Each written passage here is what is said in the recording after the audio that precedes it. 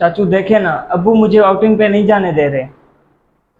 जाने देना भाईजान, यही दिन तो होते हैं बच्चों के लाइफ एंजॉय करने के।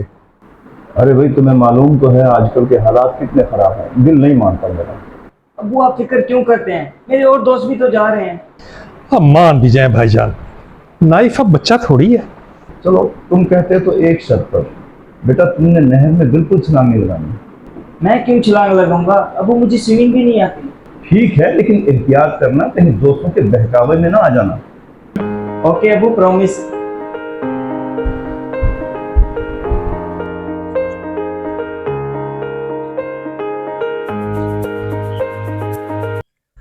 यार बड़ी देर लगा दी तूने, अबू माने कि नहीं? अब मानते क्यों ना, सिफारिश भी तो तगड़ी कराई थी। तकड़ी सिफारिश मतलब? मेरे अब्बू मेरे चाचू की कोई बात नहीं टालते। मैंने उनसे रिक्वेस्ट की तो उन्होंने मुझे परमिशन दिलवा दी आउटिंग पर जाने की। चलो ये तो ठीक हो गया। लेकिन अब्बू एक शर्त पर माने हैं। कैसी शर्त? वो ये कि उन्होंने मुझे नहर से दूर रहने का कहा है। भाई छोड़ परे, बंदा आउटिंग पे जाए और नहर में नहाए ना, ये कैसे हो सकता है? और मेरे अब्बू, तुम्हारे अब्बू कौन सा वहां होंगे, या उन्होंने कोई कैमरे लगवाए हुए हैं जो तुम्हें देख सकेंगे? हाँ यार, जिंदगी एक ही बार मिलती है, इसे एंजॉय करना चाहिए। ये हुई ना बात।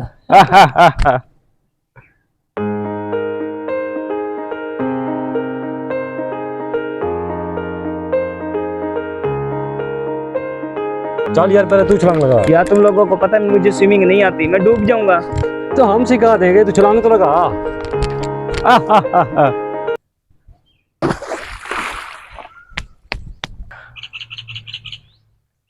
यार इतनी देर हो गई छलांग लगाए हुए, अभी तक नहीं निकला।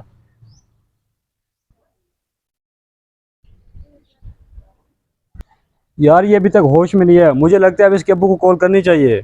हाँ बिल्कुल, तू सही कह रहा है।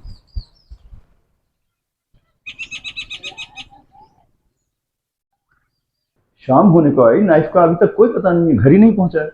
भाईजान देर सवेर तो हो ही जाती है, आप परेशान ना हो, मैं अभी कॉल करता हूँ।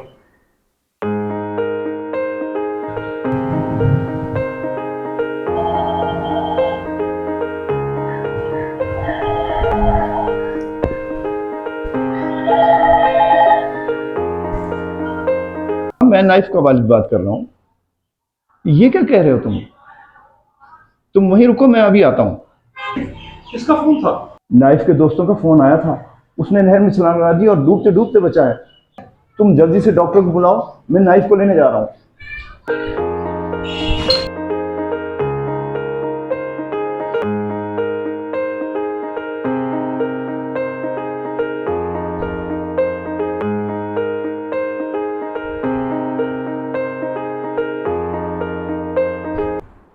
डॉक्टर साहब, कैसी तबीयत है मेरे बेटे की?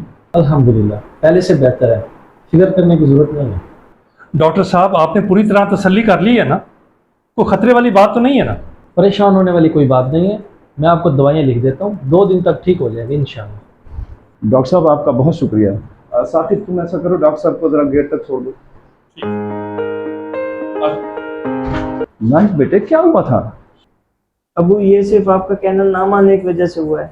बेटा, वालिदैन औलाद के दुश्मन नहीं होते, वो जो कहते हैं औलाद के फायदे के लिए कहते हैं।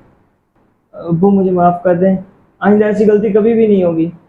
बेटा, तुम्हें अपनी गलती का एहसास हो गया, यही काफ़ी है। और हाँ, याद रखना, जिंदगी में अगर कामयाबी चाहते हो तो कभी भी माँ बाप की नाफरमानी ना करना। तो नाजरीन, वीडियो पसंद आई हो तो इसे शेयर करना मत भूलिएगा, और हाँ, चैनल को सब्सक्राइब भी तो करना है ना, तो ज़रूर कीजिए और फ़ौरन कीजिए।